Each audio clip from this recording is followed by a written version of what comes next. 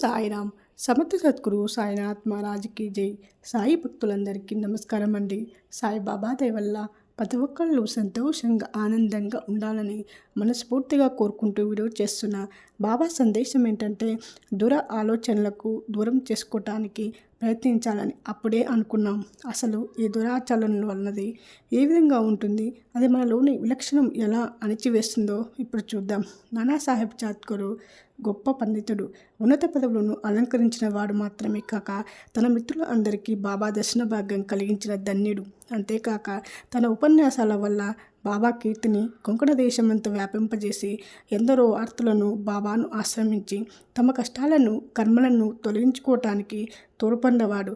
ఇంతటి ఉన్నతమైన వ్యక్తికి కూడా ఈ దుర ఆలోచనల బాధ తప్పలేదు. అది ఎలాగంటే, ఒకసారి ఒక ముస్లిం బాబా దర్శనానికి తన భార్యతో కలిసి షిరిడీ వచ్చాడు. అప్పుడు అక్కడ నానాసాహెబ్ చాందోద్కర్ ఉన్నాడు.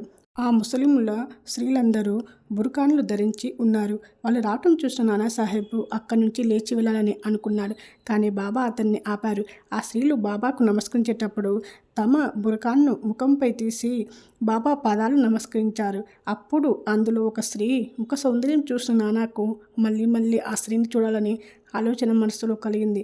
పరాయి స్త్రీ ముఖ సౌందర్యం చూడాలనుకోవాలనే దురాచరణ అతని మనస్సులో మొదలైంది. అతని మనసులో కలిగిన ఆ అలజడి ఎవరికి తెలియకపోవచ్చు, కానీ బాబా నుంచి తప్పించుకోలేం కదా.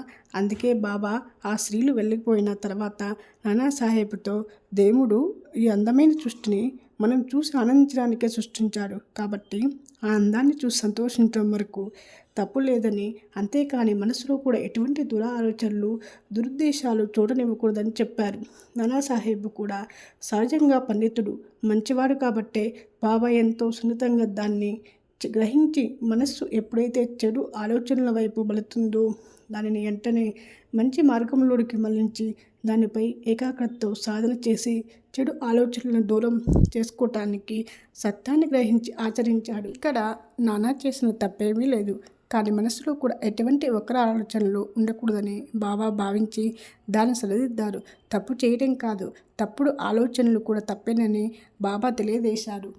అలాగే మరొక చిన్న కథ. హరిభావక్ కన్య అనే అతడు 1917 సంవత్సరంలో గురు పూర్ణిమ నాడు షిరిడీకి వచ్చాడు. బాబాను దర్శించుకొని తగిన లాంఛనాలతో బాబాను పూజించి బాబాకు వస్త్రము దక్షిణ సమర్పించుకొని బాబా ఆశ్రయం పొంది బాబా దగ్గర సెలవు తీసుకొని ద్వారకామయం మెట్లు దిగాడు. అప్పుడే అతని మనస్సులో బాబాకు ఇంకొక రూపాయి దక్షిణ ఇస్తే బాగుండేదనే ఆలోచన కలిగింది. తిరిగి వెళ్ళటానికి బాబా అనుమతి లభించిన తర్వాత మళ్ళీ వెనక్కి వెళ్ళకూడదని ఎవరో చెప్పగా విని ఇంటికి బయలుదేరి వెళ్ళాడు. దారిలో నాసిక్ దగ్గర ఉన్న కాలరాముని మందిరం దర్శించుకొని వెనుకకు తిరిగి వస్తుండగా అక్కడే ఉన్న నరసింహ మహారాజ్ అనే యోగి తన శిష్యులను వదిలిపెట్టి కర్ణిక్ దగ్గరికి వచ్చి అతని చేయి పట్టుకొని ఆపి, నా రూపాయ నాకు ఇవ్వ అన్నారు. కర్ణిక్ చాలా ఆశ్చర్యపోడు. అక్కడ శ్రీలోని బాబాకి ఇంకో రూపాయి దక్షిణ సమర్పించుకోవాలని తిరిగి రావటము, ఇక్కడ ఈ యోగి రూపంలో బాబా దాన్ని అడగడంతో అతను ఎంతో సంతోషించి నరసింహ మహారాజుకు ఆ రూపాయి ఎంతో ఆనందంగా సమర్పించుకున్నాడు. ఈ రకంగా పై కథలో ఫకీరు రూపంలో వచ్చి బాబా వసూలు చేస్తే, ఈ కథలో ఒక యోగి ద్వారా తనను వసూలు చేయించి తన సర్వ వ్యాపకుడని అందరితో తనను సత్యాన్ని భక్తులు గ్రహించేలా చేశాడు. ఓం సాయిరామ్.